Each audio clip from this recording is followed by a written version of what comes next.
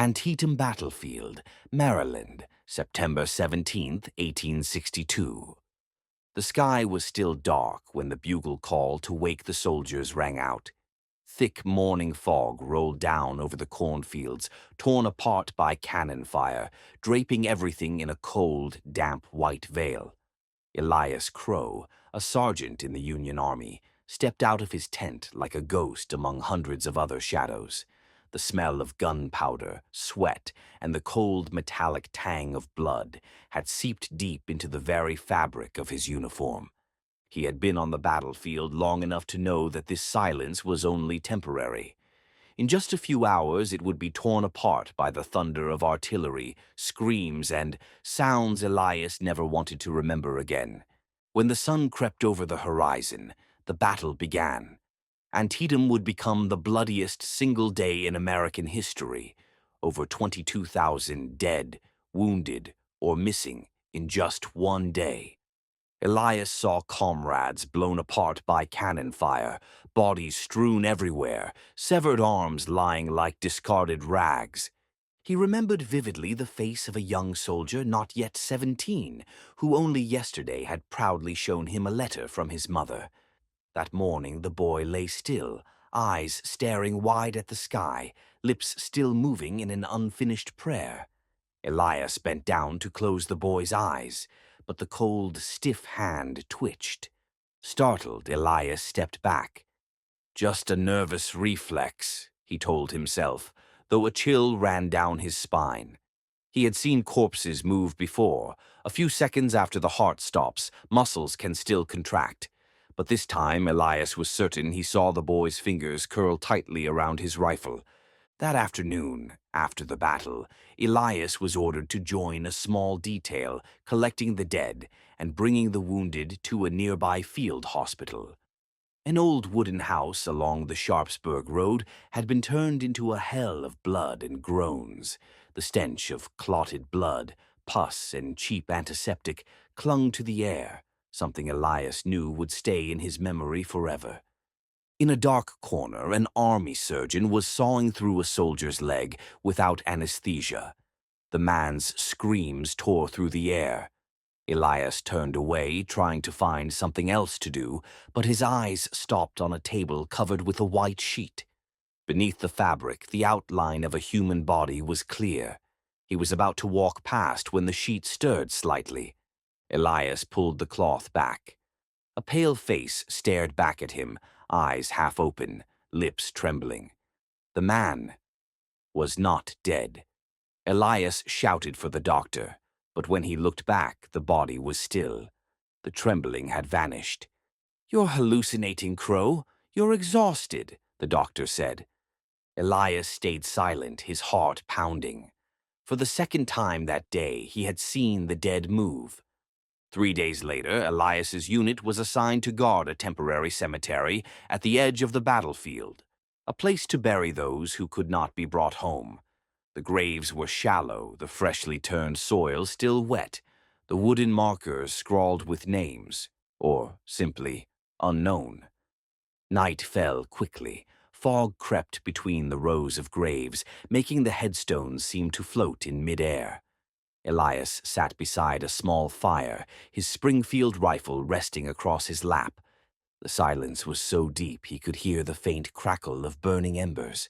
And then another sound. Clack, clack, something like wood knocking against wood. Elias turned his head. A headstone in the third row had tilted sharply to one side. The earth at its base swelled upward. He held his breath, tightening his grip on the rifle. Then the ground stilled. Nothing more. Just the wind, he muttered. But that night Elias couldn't sleep. Beneath the sigh of the wind he heard it, a slow, rhythmic tapping from somewhere under the ground. The next morning, Elias was assigned to guard an abandoned supply shed near the cemetery. The old wooden building was damp and mildewed, the floorboards creaking with every step. While checking a dark corner, he saw a figure standing with his back to him. "You there! Who let you in?" Elias barked. The figure turned, a young face deathly pale with deep, hollow eyes ringed in ashen gray. His mouth curled into a grin, revealing teeth stained with dried blood. "We still have unfinished business, Elias," the voice rasped, as if rising from the bottom of a well. Elias froze. "Samuel?" Samuel Carter, Elias's friend and comrade, had died at the Battle of Shiloh last April. Elias had buried him with his own hands. "It can't be." Elias stepped back, his hands trembling on the rifle. Samuel took a step forward. Dirt crumbled from his bare toes, thick with mud. "It's dark down there, Elias. Don't leave them alone." Elias blinked in shock. When his eyes opened again, the room was empty. That night, Elias could not eat. Samuel's words echoed in his mind. "Don't leave them alone." He began to think of the shallow graves, of the way some hands had reached upward before the earth closed over them, and of the young soldier's eyes at Antietam, the desperate plea that had never faded. Near midnight, Elias heard footsteps outside his tent. He poked his head out. No one. But when he turned back, Samuel was sitting at the edge of his bed, empty eyes locked on him. "Elias, they're waking up." The air inside the tent turned to ice. The stench of damp soil and rotting flesh flooded his nostrils. Elias leapt to his feet, but Samuel was gone, as if he had never been there. Outside, the wind swept through the cemetery, carrying something faint, like hundreds of hands scratching at coffin lids. When Elias stepped out of his tent, the eastern sky held only the dim light of a waning crescent moon. The temporary cemetery loomed in the dense fog. He no longer heard the wind, only a steady rhythmic sound, as if someone were knocking continuously from deep beneath the earth. Thump, thump, thump. Elias moved forward slowly. The earth of a freshly dug grave began to tremble, as if something was pushing from below. Damp, loose soil broke apart in chunks. A pale hand, caked in mud, thrust upward, groping at the air. The fingers were bony, the nails long and splintered, clawing frantically. Elias instinctively stepped back, his Springfield trembling as he leveled it at the grave. From the soil emerged a face, eyes rolled white, lips split open to reveal yellowed teeth. It was a Union soldier, still in his tattered uniform. His mouth opened wide, releasing a guttural moan that no living man could make. Elias fired. The bullet struck dead center in the forehead, yet the corpse kept crawling out, its body jerking and folding like a broken marionette. No blood flowed, only a thick black ichor oozed from the wound. From the other graves, the earth began to erupt. Figures rose, some missing an arm, others with faces half gone. The stench of rot rolled over Elias like a wave, making him gag. He turned and ran for the camp, but behind him came the dragging footsteps and the chorus of moans. The camp was in chaos. The sentries had already been attacked. One man was pulled to the ground, his head wrenched until his neck snapped with a crack. Another screamed as dozens of freezing hands dragged him into the darkness. Elias found Lieutenant Harron in the command tent. Harron, not yet understanding, was shouting for reinforcements. Elias snatched the Colt from the desk and yelled, "The dead are rising. We have to get out now." Harron didn't believe him until a shadow lunged into the tent. It was a soldier Harron knew had died just yesterday. His eyes were pure white, his teeth clattering together. Harron drew his saber and swung hard, but the man's head still turned toward him, cracked lips whispering, "Come down with us." Elias shot him point-blank in the mouth, then pulled Harron toward the exit. They sprinted for the road leading into the woods. Behind them, shouts and gunfire filled the night. In the moonlight, Elias saw dozens of dark shapes staggering among the graves, dragging their feet, then moving faster, faster, as if they were remembering how to use their bodies again. Where now? Harren panted. There's a storage barn to the south. If we can lock it, we might hold out until morning. They plunged into the forest, but from both sides pale hands began reaching out from the darkness. A blood-smeared face flashed into view. It was Private Jones, the comrade Elias had once shared drinks with at Shiloh. Jones had died when a cannonball tore his body in half. But now he stood there, eyes vacant, his torn-open abdomen still oozing black fluid. Elias. Jones's voice was barely a whisper, choked like wind hissing through a crack in a door. It hurts. Elias fired without hesitation. They reached the barn and slammed the doors shut, securing them with iron chains. Inside was pitch black, lit only by a faint shaft of moonlight through a gap in the roof. Elias and Harren caught their breath, ears straining to the moans outside. "What do you think they are?" Harren asked. "I don't know, but I've seen it. It started at Antietam. The dead aren't resting. They're rising. And it's like they know me." Suddenly, a knocking sound came from the wooden floor beneath them. Elias and Harren froze. The knocks grew steady, urgent. Then a plank burst upward, and from the darkness below, dozens of fingers clawed through. "Up to the loft!" Elias shouted. They scrambled to the upper floor, but on the barn's rafters a figure was already waiting. Samuel, still wearing that ice-cold smile, sat perched like a vulture. "Elias." "We need you," Samuel said, his voice dropping into a rasp. "You buried us. You will open the way for us to return." From all sides the dead soldiers were climbing upward, the cracking of breaking bones mingling with the groaning of the wooden beams. Harren fired wildly, but the bullets did nothing to slow them. Samuel tilted his head, his dark eyes boring into Elias. "We're all soldiers, Elias. We die together, we fight together, and we drag the living down with us." The barn shuddered as the front doors began to give way. Elias looked around, searching for an escape, and spotted a small window. He smashed the glass and pulled Harren through. But as soon as his feet hit the ground, a freezing hand clamped around Elias's ankle. He was yanked down, his head striking the earth, and the last thing he saw before losing consciousness was Samuel's face bending over him, eyes rolled white, wearing a smile no longer human. When Elias awoke, the stench of mold and rot slammed into his senses.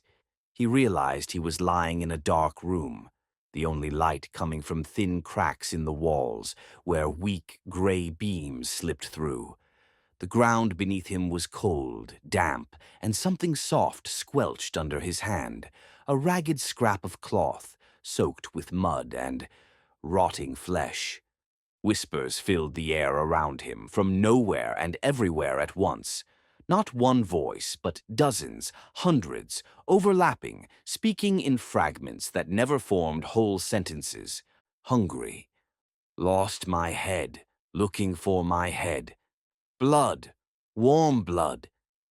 Elias's eyes slowly adjusted to the dark, and he realized he was not alone. Around him were dozens of dead soldiers, slumped against the walls or crawling across the floor. Some were missing large portions of their bodies, yet all shared the same vacant, milky white eyes.